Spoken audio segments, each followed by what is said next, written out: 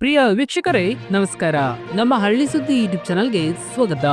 PM Kisan Samman ನಿಧಿ ಯೋಜನೆಯ 21ನೇ ಕಂತಿನ ಬಗ್ಗೆ ಮತ್ತೊಂದು ಬಿಗ್ ಅಪ್ಡೇಟ್ ಎಂದು ಬಂದಿದೆ. ಹೌದು, ಅದರ ಬಗ್ಗೆ ಸಂಪೂರ್ಣವಾದ ಮಾಹಿತಿಯನ್ನ ಈ ವಿಡಿಯೋದಲ್ಲಿ ತಿಳಿಸಿಕೊಡ್ತಾ ಹೋಗ್ತೀವಿ. ಅದಕ್ಕೂ ಮೊದಲು ನೀವಿನ್ನೂ ನಮ್ಮ ಚಾನಲ್ ಅನ್ನ ಸಬ್ಸ್ಕ್ರೈಬ್ ಆಗಿಲ್ಲ ಅಂತಂದ್ರೆ ಈ ಕೂಡಲೇ ಸಬ್ಸ್ಕ್ರೈಬ್ ಆಗಿ, ಹಾಗೆ ಬೆಲ್ ಐಕನ್ ಕ್ಲಿಕ್ ಮಾಡಿ ಆಲ್ ಅಂತ ಸೆಲೆಕ್ಟ್ ಮಾಡಿ. ಹಾಗೆ ನಿಮ್ಮ ಖಾತೆಗೆ ಎಷ್ಟು ಕಂತುಗಳು ಜಮಾ ಆಗಿದೆ ಎಂಬುದನ್ನ ನಮ್ಮ ಕಾಮೆಂಟ್ ಬಾಕ್ಸ್ ಅಲ್ಲಿ ತಿಳಿಸಿ. ಹಾಗಾದ್ರೆ 21ನೇ ಕಂತಿನ ಹಣ ಯಾವಾಗ ಜಮಾ ಆಗಲಿದೆ, ಎಷ್ಟು ಜಮಾ ಆಗಲಿದೆ, ಜಮಾ ಆಗ್ಬೇಕಂದ್ರೆ ಯಾವೆಲ್ಲ ಕೆಲಸವನ್ನ ಮಾಡಬೇಕು ಎಲ್ಲವನ್ನೂ ಕೂಡ ಈ ವಿಡಿಯೋದಲ್ಲಿ ತಿಳಿಸ್ಕೊಡ್ತಾ ಹೋಗ್ತೀವಿ. ಪಿಎಂ ಕಿಸಾನ್ ಯೋಜನೆಯ 21ನೇ ಕಂತಿನ ಹಣ ಅಕ್ಟೋಬರ್ ಕೊನೆಯ ವಾರದಲ್ಲಿ ಬರುವ ನಿರೀಕ್ಷೆ ಇತ್ತು. ಆದರೆ ನವೆಂಬರ್ ಮೊದಲ ವಾರದಲ್ಲಿ ಬರಬಹುದೆಂದು ಹೇಳಲಾಗುತ್ತಿದೆ. ಈ ಕೆವೈಸಿ ಪೂರ್ಣಗೊಂಡ ರೈತರಿಗೆ ಮಾತ್ರ ಈ ಹಣ ಜಮಾ ಆಗಲಿದೆ.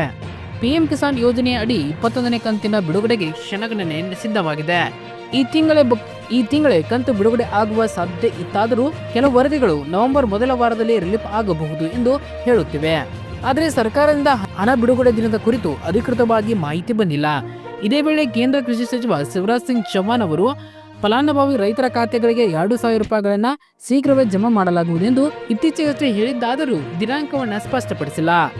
ಕೃಷಿ ಸಚಿವರು ಪಿಎಂ ಕಿಸಾನ್ ಯೋಜನೆಯ ಫಲಾನುಭವಿ ಪಟ್ಟಿಯಲ್ಲಿರುವ ಎಲ್ಲಾ ರೈತರ ಆಧಾರ್ ಸೀಡಿಂಗ್ ಮತ್ತು ಇಕೆವೈಸಿ ಪೂರ್ಣಗೊಳಿಸುವಂತೆ ಎಲ್ಲಾ ರಾಜ್ಯ ಸರ್ಕಾರಗಳಿಗೆ ಸೂಚಿಸಲಾಗಿದೆ.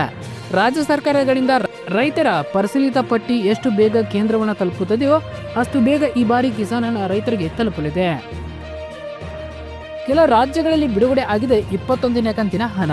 ಹೌದು, ಪಂಜಾಬ್, ಹರಿಯಾಣ, ಹಿಮಾಚಲ ಪ್ರದೇಶ ಈ ರಾಜ್ಯಗಳಲ್ಲಿ ಸರ್ಕಾರ ಕಳೆದ ತಿಂಗಳೇ ಪಿಎಂ ಕಿಸಾನ್ ಯೋಜನೆಯ 21ನೇ ಕಂತಿನ ಹಣ ಬಿಡುಗಡೆ ಮಾಡಿತ್ತು. ಅಲ್ಲಿ ಪ್ರವಾಹ ಮತ್ತು ಭೂಕುಸಿತ ಘಟನೆಗಳು ಸಂಭವಿಸಿದ್ದರಿಂದ ಪರಿಹಾರವಾಗಿ ಮುಂಗಡವಾಗಿ ಪಿಎಂ ಕಿಸಾನ್ ಹಣವನ್ನ ರೈತರಿಗೆ ನೀಡಲಾಗಿದೆ. ಉಳಿದ ರಾಜ್ಯಗಳಿಗೆ ರೈತರಿಗೆ ನವೆಂಬರ್ನಲ್ಲಿ ಹಣ ಸಿಗಬಹುದು.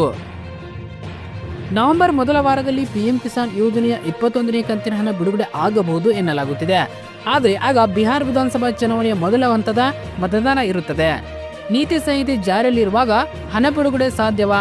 ಇಲ್ಲಿದೆ ಉತ್ತರ. ಚುನಾವಣೆ ನೀತಿ ಸಂಹಿತೆ ಪ್ರಕಾರ ಸರ್ಕಾರವು ಹೊಸ ಯೋಜನೆ ಘೋಷಿಸುವಂತಿಲ್ಲ. ಈಗಾಗಲೇ ಜಾರಿಯಲ್ಲಿರುವ ಸ್ಕೀಮ್ನಲ್ಲಿ ಹಣ ಬಿಡುಗಡೆ ನೀತಿ ಸಂಹಿತೆ ಅಡ್ಡ ಬರುವುದಿಲ್ಲ ಎಂದು ತಿಳಿದು ಬಂದಿದೆ. ಇನ್ನು ಪಿಎಂ ಕಿಸಾನ್ ಲಿಸ್ಟ್ ನಲ್ಲಿ ಹೆಸರು ಇದ್ದರೂ ನಿಮಗೆ ಹಣ ಏಕೆ ಜಮಾ ಆಗುತ್ತಿಲ್ಲ?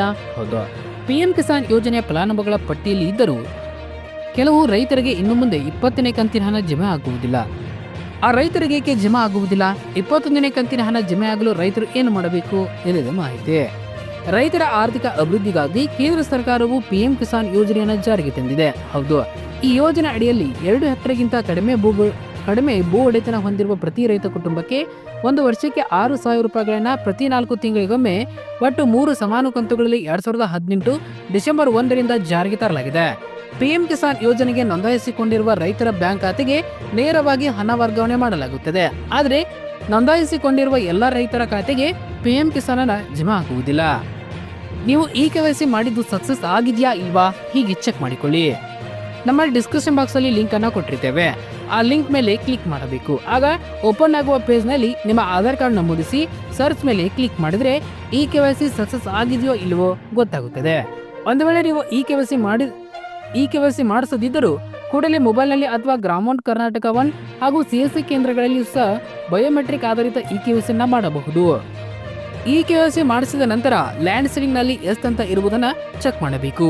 ಹೌದು, ರೈತರು ಪಿಎಂ ಕಿಸಾನ್ ಯೋಜನೆಗೆ ಇಕೆವೈಸಿ ಆದ ನಂತರ 21ನೇ ಕಂತಿನ ಹಣ ಜಮಾ ಆಗಲು ಲ್ಯಾಂಡ್ ಸೀಡಿಂಗ್ ನಲ್ಲಿ ಎಸ್ ಅಂತ ಇರಬೇಕು. ಹೌದು, ಅಲ್ಲಿ ಎಸ್ ಅಂತ ಇದ್ರೆ ಮಾತ್ರ ನಿಮಗೆ ಪಿಎಂ ಕಿಸಾನ್ ಯೋಜನೆಯ ಮುಂದಿನ ಕಂತು ಜಮಾ ಆಗಲಿದೆ. ಧನ್ಯವಾದಗಳು. ಇದೇ ರೀತಿ ಹೆಚ್ಚಿನ ಮಾಹಿತಿಗಾಗಿ ನಮ್ಮ ಹಳ್ಳಿ ಸುದ್ದಿ ಯೂಟ್ಯೂಬ್ ಚಾನೆಲ್ ಸಬ್ಸ್ಕ್ರೈಬ್ ಆಗಿ. ಹಾಗೆ ನಿಮ್ಮ ಖಾತೆಗೆ ಎಷ್ಟು ಹಣ ಜಮಾ ಆಗಿದೆ ಎಂಬುದನ್ನು ಕಾಮೆಂಟ್ ಬಾಕ್ಸ್ ಅಲ್ಲಿ ತಿಳಿಸಿ. ಧನ್ಯವಾದಗಳು.